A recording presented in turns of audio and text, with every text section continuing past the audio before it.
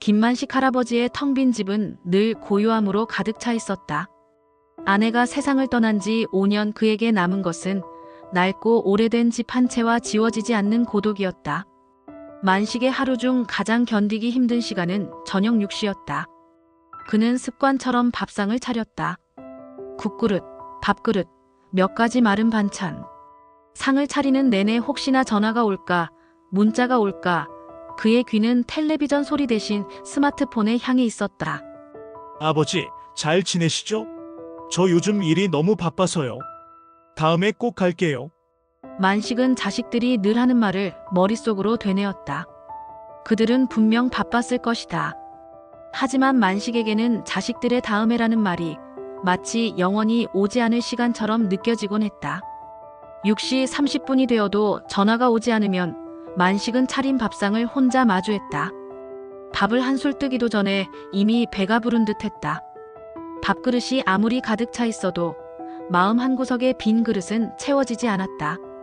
그는 밥상 앞에서 무너졌다. 젓가락을 들 힘조차 없어 보였다. 만식은 생각했다. 내가 이토록 외로운 것은 내가 노인이고 홀로 있기 때문일까? 아니, 외로운 건 사랑받고 있음을 확인시켜줄 누군가의 부재 때문일 것이다. 밥그릇을 채우는 것보다 더 힘든 것은 마음의 빈 그릇을 마주하는 일이었다. 그날도 만식은 외로움으로 가득 찬 저녁 식사를 끝내고 깊은 한숨을 쉬었다.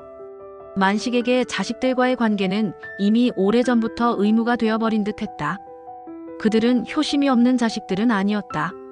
명절이면 찾아왔고 아프다는 소식에는 병원비도 보내주었다. 하지만 그들의 방문과 전화에는 늘 조건이 따라붙었다. 아버지, 건강하셔야죠. 그래야 저희가 마음 놓고 일하죠. 혹시 생활비 모자란 건 없으세요? 저희가 다음 달에 좀 보태드릴게요. 만식은 그들의 안부가 자신에 대한 진정한 걱정이라기보다는 노부모가 잘 있어야 자신들의 삶에 짐이 되지 않는다는 조건적인 안부처럼 느껴졌다. 그들의 방문 역시 의무를 다했다는 안도감을 얻기 위한 의뢰처럼 느껴지곤 했다. 내가 너희들한테 뭘 바라는 것도 아닌데. 만식은 그저 자신을 있는 그대로 바라봐주는 존재가 필요했다. 돈이나 건강 문제 없이 그저 만식의 이야기를 들어주고 만식의 곁에 있어 주는 존재 말이다. 어느 날 만식은 서랍 속에 넣어둔 아내의 사진을 꺼냈다. 아내는 자신에게 어떤 조건도 걸지 않았다. 아내는 만식에 있는 그대로를 사랑해 주었다. 그 그리움은 만식의 노년을 더욱 가혹하게 만들었다. 만식은 벽에 걸린 시계를 보았다. 6시 10분. 오늘도 자식들에게 연락은 오지 않았다. 그는 씁쓸하게 밥상을 치우며 생각했다. 나는 그저 누군가의 곁에 있고 싶을 뿐인데 나를 필요로 하는 사람이 단 한 명이라도 있을까? 그는 홀로 사는 삶의 무게가 너무나도 무거워 견딜 수 없었다. 그때 현관문 밖에서 아주 작은 그러나 낯선 소리가 들려왔다. 겨울 폭설이 내리던 날이었다. 만식은 현관문 밖으로 나섰다. 문 앞에는 작은 그림자가 웅크리고 있었다. 까맣고 눈이 똘망똘망한 길고양이였다. 고양이는 울지 않았다. 그저 만식이 문을 열자 고개를 들어 만식의 얼굴을 지그시 바라보았다. 만식은 고양이를 쫓아내려 했지만 녀석의 눈빛에 이상한 기시감을 느꼈다. 석의 눈빛은 마치 내가 밥상 앞에서 느꼈던 그 공허함을 담고 있는 것 같았다. 만식은 고양이에게 육이라는 이름을 붙여주었다. 육시 정각에 찾아왔다고 해서 육이었다. 다음 날도 그 다음 날도 육이는 어김없이 저녁 6시 정각에 만식의 집 문 앞에 앉아 있었다. 육이는 밥을 달라고 조르거나 다른 음식을 요구하지 않았다. 그저 묵묵히 앉아 만식이 문을 열어주기를 기다릴 뿐이었다. 만식은 자식들을 위해 차렸던 밥 대신 참치 통조림을 따서 육이에게 내어주었다. 육이는 내가 주는 것 외에 다른 것을 바라지 않았다. 나에게 특별한 부탁도 조건도 걸지 않았다. 그저 내가 준 것을 받고 만족하고 떠났다. 육이와 만식의 관계는 단순했다. 6시에 와서 밥을 먹고 잠시 만식의 발치에 앉아 조용히 존재하다가 사라지는 것. 하지만 만식은 이 단순함에서 전에 느껴보지 못한 해방감을 느꼈다. 육이가 밥을 먹는 짧은 시간, 만식은 육이에게 홀로 지내는 외로움을 털어놓기 시작했다. 유기는 대답 없이 만식의 이야기를 묵묵히 들어주었다. 만식의 목소리는 점차 편안해졌고 외로움으로 가득 찼던 저녁. 육신은 이제 기다림과 교감의 시간으로 바뀌어 갔다. 유기는 만식의 삶에 무조건적인 존재로 자리 잡았다. 만식은 유기가 자신에게 주는 위로의 의미를 깊이 생각했다. 유기에게는 만식이 그냥 있어주는 것 자체가 가장 중요했다. 밥을 주는 행위는 그저 교감을 위한 매개체일 뿐이었다. 자식들의 전화는 건강하세요라는 말 뒤에 저희 짐이 되지 마세요라는 조건이 숨어 있는 듯 했지. 하지만 유기는 달랐어. 유기는 나에게 뭘 부탁하지 않았어. 그냥 내가 살아있다는 사실 자체만으로 만족했지. 만식은 유기를 안고 조용히 눈물을 닦았다.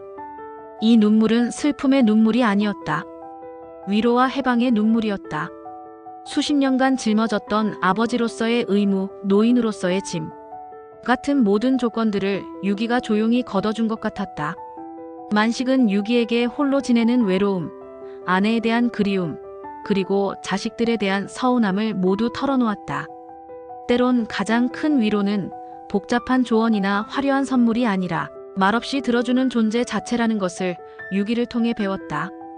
그 후 만식은 더 이상 육시에 자식들에게 전화가 오지 않아도 덜 외로워했다. 유기가 문 앞에 앉아 있는 것만으로도 만식은 자신이 아직 누군가에게 필요한 존재임을 확인받았기 때문이었다. 만식은 유기를 통해 조건 없는 사랑이 무엇인지, 그리고 그 사랑이 자신을 어떻게 치유하는지를 깨달았다.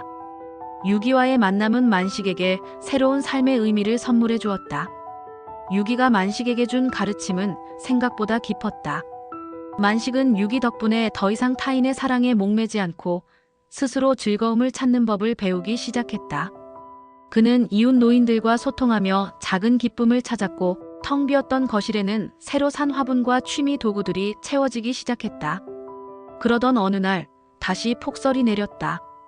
그날 저녁 6시 만식은 유기를 위해 따뜻한 밥을 준비했지만 유기는 오지 않았다. 7시, 8시, 9시. 밤이 깊도록 유기는 돌아오지 않았다. 만식은 다시 찾아온 외로움과 불안함에 잠을 이룰 수 없었다.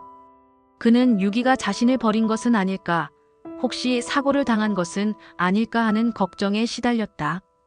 다음 날 아침, 만식은 문을 열었다. 눈이 소복하게 쌓인 현관 앞에는 아무도 없었다. 하지만 만식은 눈을 치우던 중 유기가 평소 가지고 놀던 낡은 나뭇가지 하나를 발견했다. 유기에게는 이것이 마지막 인사였을까? 나에게 홀로 서기를 가르쳐주고 이제 자기 길을 찾아 떠난 것일까? 만식은 유기의 빈자리를 슬퍼했지만 그 슬픔 속에는 새로운 단단함이 있었다. 유기는 만식에게 무조건적인 존재로 위로를 주었지만 결국 스스로 일어서는 법을 가르쳐주고 떠난 것이다. 만식은 유기가 남긴 낡은 나뭇가지를 소중히 품에 안았다.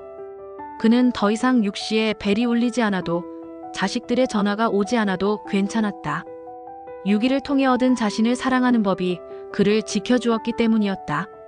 만식은 이제 자신의 밥상을 건강하고 행복하게 살아야 할 이유로 가득 채웠다.